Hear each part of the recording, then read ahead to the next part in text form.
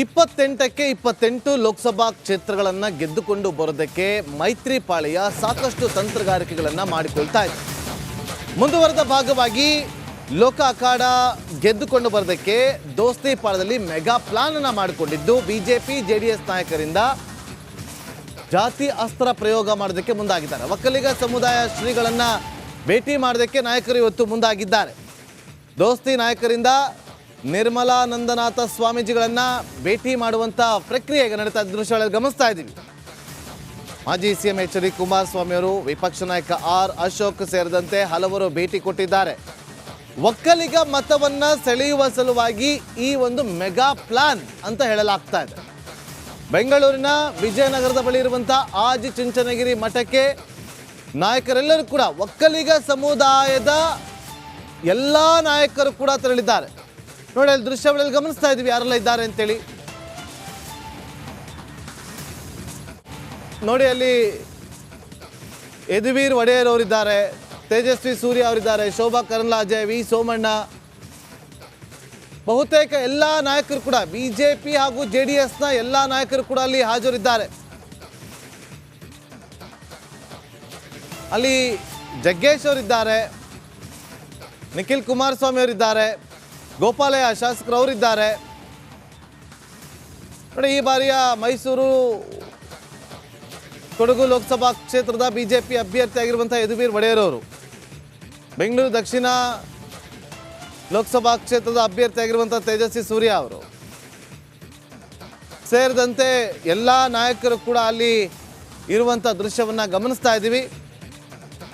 ಇನ್ನು ಬೆಳಗ್ಗಿನಿಂದಲೂ ಕೂಡ ನನ್ನ ಸಹೋದ್ಯೋಗಿ ರಂಜಿತ್ ಬೆಂಗಳೂರಿನ ವಿಜಯನಗರದ ಬಳಿ ಇರುವಂಥ ಆದಿ ಚುಂಚನಗಿರಿ ಮಠದಿಂದಲೇ ಮಾಹಿತಿಯನ್ನು ಕೊಡ್ತಾ ಇದ್ದಾರೆ. ಈಗಲೂ ಕೂಡ ನಮ್ಮೊಂದಿಗೆ ಜಾಯ್ನ್ ಆಗಿದ್ದಾರೆ. Ranjith, over to you. Thank you Nagendra Babu. ಮೈತ್ರಿ ನಾಯಕರ ಮಠ ಮಂಥನ ಈಗ ಕೆಲವೇ ಹೊತ್ತಿನ ಹಿಂದೆ ಶುರುವಾಗಿದ್ದು ಮೈತ್ರಿಯ ನಾಯಕರೆಲ್ಲರೂ ಕೂಡ ಆಗಮಿಸಿದ್ದಾರೆ.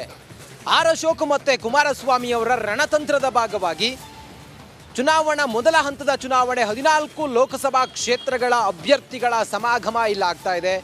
ಬಿಜೆಪಿಯ ಶಾಸಕರುಗಳು, ಪರಿಷತ್ನ ಸದಸ್ಯರುಗಳ ಆದಿಯಾಗಿ ಬಿಜೆಪಿಯ ಮುಖಂಡರುಗಳು ಆದಿ ಚುಂಚನಗಿರಿ ಮಠಕ್ಕೆ ಆಗಮಿಸಿ ನಿರ್ಮಲಾನಂದನಾಥ ಶ್ರೀಗಳ ಆಶೀರ್ವಾದವನ್ನು ಪಡೆದು ರಾಜ್ಯಕ್ಕೆ ಒಂದು ಸಂದೇಶವನ್ನು ರವಾನಿಸೋದಕ್ಕೆ ಇಲ್ಲಿಗೆ ಆಗಮಿಸಿದ್ದಾರೆ. ಕುಮಾರಸ್ವಾಮಿ ಅವರಿಂದ ಹಿಡಿದು ಆರ್ ಅಶೋಕ್ ಅವರಿಂದ ಹಿಡಿದು ಅಶ್ವಥ್ ನಾರಾಯಣ ಹಾಗೆ ಯದುವೀರ್ ಒಡೆಯರ್ ಅವರಿಂದ ಹಿಡಿದು ನಿಖಿಲ್ ಕುಮಾರಸ್ವಾಮಿ ಸೇರಿದಂತೆ ಬಿಜೆಪಿ ಮತ್ತು ಜೆಡಿಎಸ್ನ ಎಲ್ಲ ನಾಯಕರುಗಳು ಬಂದಿದ್ದಾರೆ. ಯಾಕೆ ಇದರ ಒಳಸುಳಿವು ಏನು ಅಂತ ಹೇಳಿ ನೋಡಿದಾಗ ಕಳೆದ ಬಾರಿಯ 2019ರ ಚುನಾವಣೆ ಮತ್ತು ನಂತರ ನಡೆದಂಥ ವಿಧಾನಸಭಾ ಚುನಾವಣೆಯಲ್ಲಿ ಒಕ್ಕಲಿಗರು ಸ್ವಲ್ಪ ಡಿಸ್ಟರ್ಬ್ ಆಗಿದ್ರು ಅನ್ನೋದ್ರ ಬಗ್ಗೆ ಹೆಚ್ಚಾಗೇನು ಹೇಳಬೇಕಾಗಿಲ್ಲ. ಹಾಗಾಗಿ ಆ ಒಕ್ಕಲಿಗರ ಮತ ಕ್ರೋಢೀಕರಣದ ಭಾಗವಾಗಿ ಶ್ರೀಗಳ ಆಶೀರ್ವಾದವನ್ನು ಪಡೆದು ರಾಜ್ಯಕ್ಕೆ ಒಂದು ಸಂದೇಶವನ್ನು ಸಾರೋದಾಗಿದೆ.